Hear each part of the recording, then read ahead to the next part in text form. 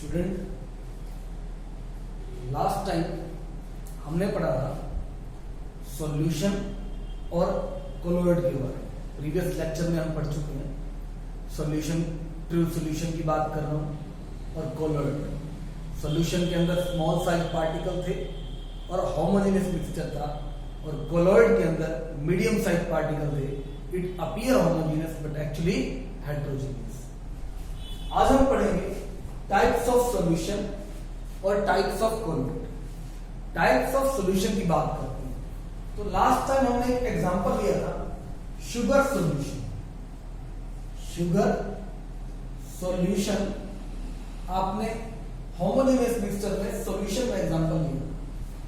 Sugar solution बनता कैसे? अगर आप शुगर और वाटर को मिक्स करते हैं तो हमारे पास बनता है शुगर सॉल्यूशन, जिसमें आपने कहा था sugar solute particle, water solvent particle, और ये आपके पास बनता था सॉल्यूशन।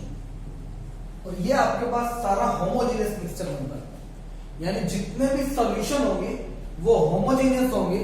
और जो कोलोइड की बात करेंगे तो it appear homogeneous but actually heterogeneous. ये सुनने में बड़ा आसान लग रहा है, लेकिन अगर आपको अलग अलग सैंपल दे दिए जाए, जैसे sugar solution, salt solution, milk, starch solution, brass, air, अब आपसे कहा जाए इसको अलग अलग कैटेगरी में डिवाइड करो, तो उस कैटेगरी में डिवाइड करने के लिए आपको सॉल्यूशन के और कोलोइड के अलग अलग टाइप्स पता होने चाहिए। तो पहला हमने किया जिसमें शुगर और वाटर को मिक्स किया तो शुगर सॉल्यूशन बनता था। इसमें शुगर सॉलिड फॉर्म में, सॉलिड, वाटर लिक्विड फॉर्म में, और ये आपके पास सॉल्यूशन बनता है। यानी पहला टाइप हो गया सॉल्यूशन में सॉलिड इन लिक्विड। पहला टाइप हो गया सॉलिड इन लिक्विड।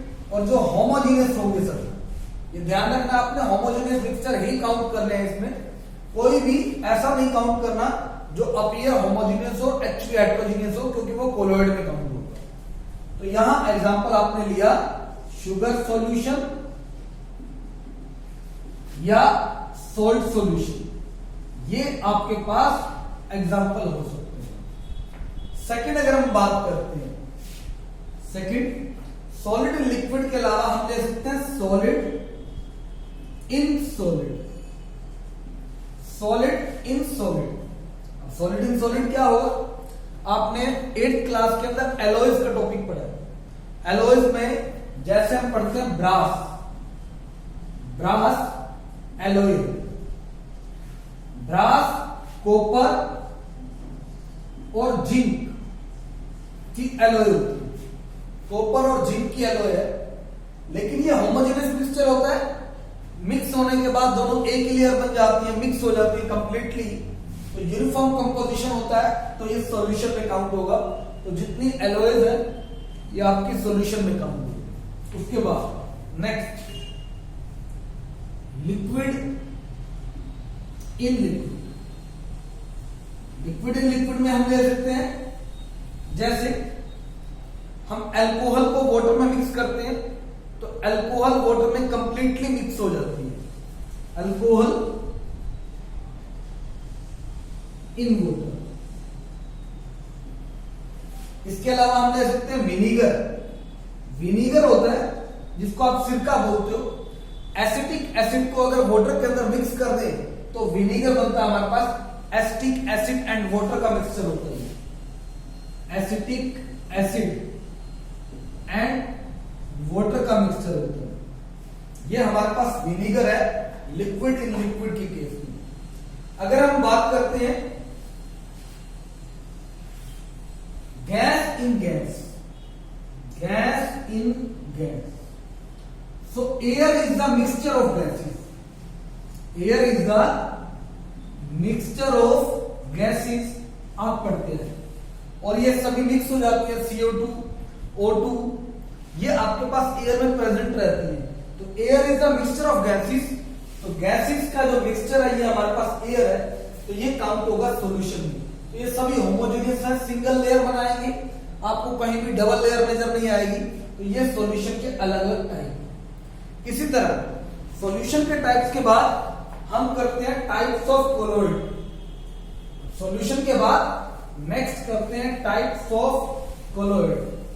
जैसे आपने इसमें पढ़ा तो टाइप्स ऑफ कोलोइड की बात करते हैं पहले। Types of colloid, types of colloid. Types of colloid में जैसे आपने सॉल्यूशन में पढ़ा, सॉल्यूट होता है the substance which is dissolved. तो यहां सॉल्यूट की जगह हम लिखेंगे डिस्पर्स्ड, डिस्पर्स्ड फेज। वहां होता है solvent the liquid in which solute is dissolved. तो यहां सॉल्वेंट की जगह हम लेंगे डिस्पर्स्ड मीडियम। उसके बाद उस कोलोइड का एक नेम होगा, तो हम उसके लिए करेंगे टाइप ऑफ कोलोइड। फिर उसके क्या एग्जाम्पल होंगे, एग्जाम्पल। तो ये हमारे पास है डिस्पर्स्ड फेज, मीडियम, उसका टाइप और एग्जाम्पल। हम क्या करते हैं, जितने कॉम्बिनेशन बन सकते हैं वो बना लेते हैं। जैसे first solid in solid, solid in liquid, solid in gas. इसी तरह liquid in solid, liquid in liquid, liquid in gas. उसके बाद करेंगे gas in solid, gas in liquid. तो ये हमारे पास अलग अलग टाइप बनेंगे। तो टोटल ये हमारे पास 8 टाइप बनेंगे। अब हम एग्जाम्पल लिखेंगे और टाइप करेंगे। सॉलिड इन सॉलिड, यानी सॉल्यूट पार्टिकल भी सॉलिड हो और सॉल्वेंट पार्टिकल भी सॉलिड हो। सॉल्वेंट का मतलब डिस्पर्स्ड फेस आपका सॉलिड होना चाहिए, डिस्पर्स्ड मीडियम भी सॉलिड होना चाहिए। तो ये हो सकता है हमारे पास कलर्ड जेमस्टोन्स।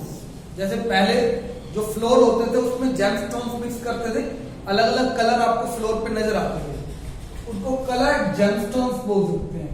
Coloured gemstone. इसको हम सॉलिड इन सॉलिड, तो टाइप बोलते हैं सॉलिड सोल, सॉलिड सोल। तो ये फर्स्ट आपके पास सॉलिड सोल है, कलर्ड जेमस्टोन इसका एग्जांपल आपके पास है। सेकंड बात करते हैं सॉलिड इन लिक्विड। तो हमने लास्ट एक्टिविटी में स्टार्च को वाटर के अंदर मिक्स किया था, तो स्टार्च पाउडर सॉलिड था और वाटर लिक्विड था। तो हम स्टार्च सॉल्यूशन लिख सकते हैं, स्टार्च सॉल्यूशन। इसके अलावा मिल्क ऑफ मैग्नीशिया लिख सकते हैं। मिल्क ऑफ मैग्नीशिया होता है जिसको हम as a anti acid use करते हैं, जिसमें मैग्नीशियम हाइड्रोक्साइड को वाटर में मिक्स करते हैं, तो उसको मिल्क ऑफ मैग्नीशिया बोलते हैं। तो सॉलिड इन लिक्विड के इस टाइप को बोलते हैं सोल, सोल। उसके बाद सॉलिड इन गैस। हम देखते हैं कई बार पोल्यूशन होता है, तो पोल्यूशन में काला धुआं स्टार्ट हो जाता है, या कई बार गैस जो है उसके बर्नर के अगर होल्स बंद हो जाए तो बर्तन ब्लैक हो जाता है, तो हम कहते हैं स्मोक प्रोड्यूस हो रही है। तो स्मोक में एक्चुअली स्मोक, कार्बन के अनबर्न्ड पार्टिकल एयर में मिक्स होते हैं, तो कार्बन के अनबर्न्ड पार्टिकल सॉलिड है, एयर में मिक्स हो गई यानी गैस। तो सॉलिड इन गैस की केस को हम स्मोक बोलते हैं। इसको हम बोल सकते हैं एरोसोल, क्योंकि एयर में मिक्स होता तो ये क्या बन गया, एरोसोल। तो थर्ड हमारे पास एरोसोल है। फोर्थ लिक्विड इन सॉलिड, यानी लिक्विड डिस्पर्स्ड फेस हो, सॉलिड डिस्पर्स्ड मीडियम। आपको बता दें मीडियम मैक्सिमम अमाउंट में होता है और सॉल्यूट या डिस्पर्स्ड फेस जो है वो मिनिमम अमाउंट में होता है। तो हम देखते हैं लिक्विड इन सॉलिड की बात करें तो इसको बोलते हैं, जैसे जेली लाते हैं, jelly, hair gel, hair gel. तो हेयर जेल हो गया, जेली हो गया, तो ये हमारे पास काउंट होंगे हेयर जेल या जेली, ये आपके पास लिक्विड इन सॉलिड, इसको हम जेल बोलते हैं, जेल, जिसमें कॉन्टिन्यूअस नेटवर्क होता है, यानी जेली धीरे धीरे आप अलग करते हो, सेपरेट कर सकते हो, तो कॉन्टिन्यूअस नेटवर्क होता है सॉलिड पार्टिकल का उसके अंदर। लिक्विड इन लिक्विड, तो लास्ट टाइम हमने किया था मिल्क, मिल्क, मिल्क की बात करते हैं तो मिल्क में जो क्रीम होती है वो स्किम्ड मिल्क के ऊपर फ्लोट करती है। क्रीम भी लिक्विड फॉर्म में होती है, स्किम्ड मिल्क भी लिक्विड फॉर्म में होता है। तो लिक्विड इन लिक्विड का एग्जांपल होगा मिल्क, इसमें हम कर सकते हैं emulsion, emulsion, emulsion liquid in liquid का हमारे पास कोलॉइड होगा तो उसको आप इमल्शन बोलते हैं। नेक्स्ट है liquid in gas. Liquid in gas में जैसे वाटर जो है, वाटर वेपर्स बनता है, एयर में जाता है, क्लाउड फॉर्मेशन होती है। तो लिक्विड इन गैस में आप कर सकते हैं क्लाउड्स, क्लाउड फॉर्मेशन जो होती है, क्लाउड्स या फोग, फोग, ये आपके पास लिक्विड इन गैस का हो जाएगा। तो इसमें क्लाउड्स, फोग, ये लिक्विड इन गैस होगा।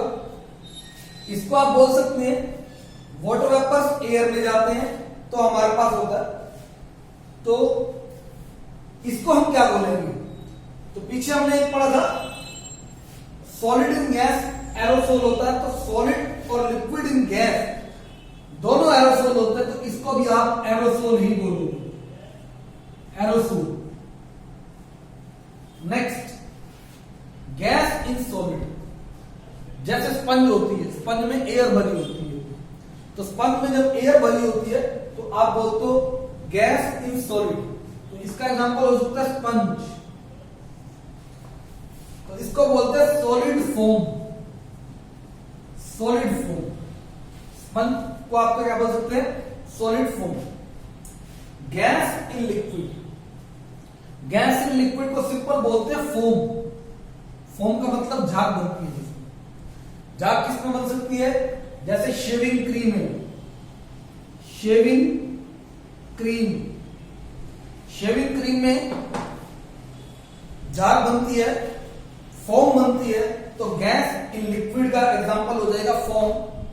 इसके अलावा फोम में हम कर सकते हैं बियर फोम, वो भी फोम में काउंट कर सकते हैं।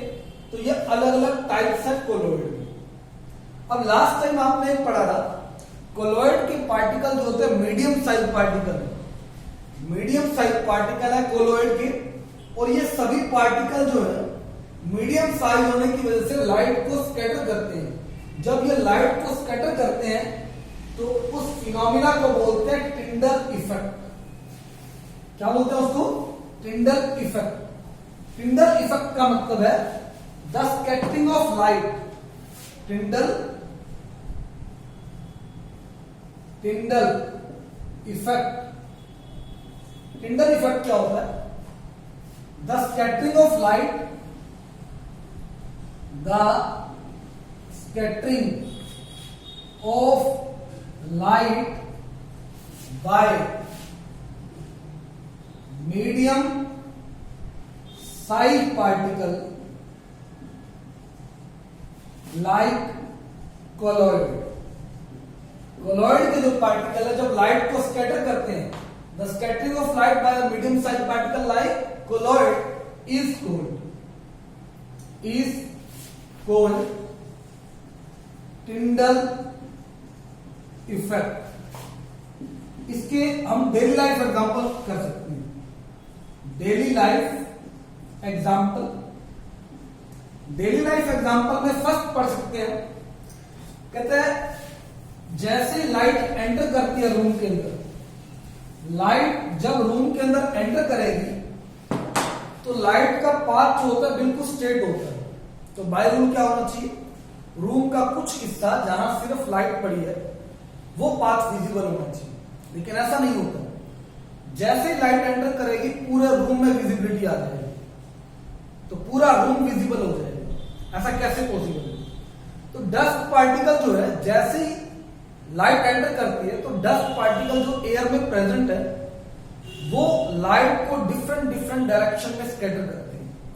जब वो लाइट को डिफरेंट डायरेक्शन में स्कैटर करते हैं तो पूरा रूम विजिबल हो जाता है। तो पहला डेली लाइफ एग्जांपल है when light enter in a room then room become visible. तो लाइट जैसे ही एंटर करेगी रूम में तो रूम में विजिबिलिटी आ जाएगी। वो किसकी वजह से आई है? डस्ट पार्टिकल ने उस लाइट को डिफरेंट डायरेक्शन में स्कैटर किया। इसको बोलते हैं Tyndall effect.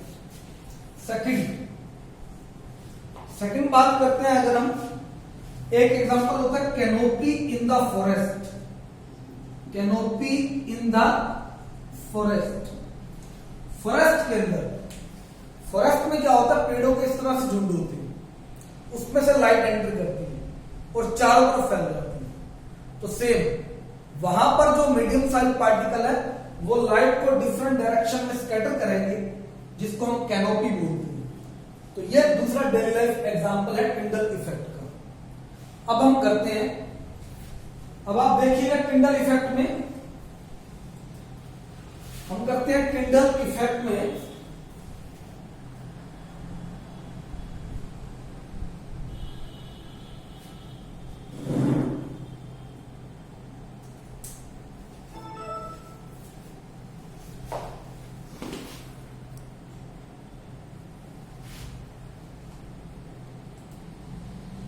Tyndall effect. Objective: to learn the concept of Tyndall effect. The Tyndall effect, named after physicist John Tyndall, involves the scattering of light by finely suspended particles in something such as in colloid. This effect is also referred to as Tyndall scattering. Let's demonstrate the Tyndall effect. We'll begin by filling all 3 beakers with the distilled water. In the first, we'll leave just the water. In the second, we'll dissolve a spoonful of sugar. And in the other, we'll stir a few drops of milk. First, we'll shine through the beaker containing only the water. Although we cannot see the light beam as it is passing through the water, we'll be able to see it as it emerges unchanged from the other side. Now we'll shine our laser through the second beaker containing the sugar solution. Once again, we cannot see the beam as it passes through the solution, but we are able to see it as it emerges from the other side, again unchanged. Finally, we'll shine our laser through the third beaker, which has milky water. In this case, we are able to clearly see the light beam as it passes through the liquid. This appearance of a light beam passing through a liquid is the result of Tyndall effect. What is happening to the light beam? Let's take a closer look at what's in each beaker so that we have a better understanding. In distilled water, any particles are too small to obstruct the path of light as it passes through, meaning we won't be able to see the beam. A solution, such as a sugar solution we made, is a homogeneous mixture made up of only one phase. In this form, the solute, in this case the sugar, will dissolve in the solvent, in this case the water, and take on the characteristics of the solvent, meaning once again we won't be able to see the light hitting anything. A colloid, however, has 2 phases: the dispersed phase, which is the milk particles, and the dispersion medium, which is the water. In the colloid, light will scatter in different directions due to the dispersed particles. But in water and in true solutions, such as a sugar solution, it will pass through without being scattered. The Tyndall effect is used in identifying whether a liquid is a solution or a colloid. Summary. The Tyndall effect involves the scattering of light as it passes through a colloid. True solutions do not exhibit the Tyndall effect.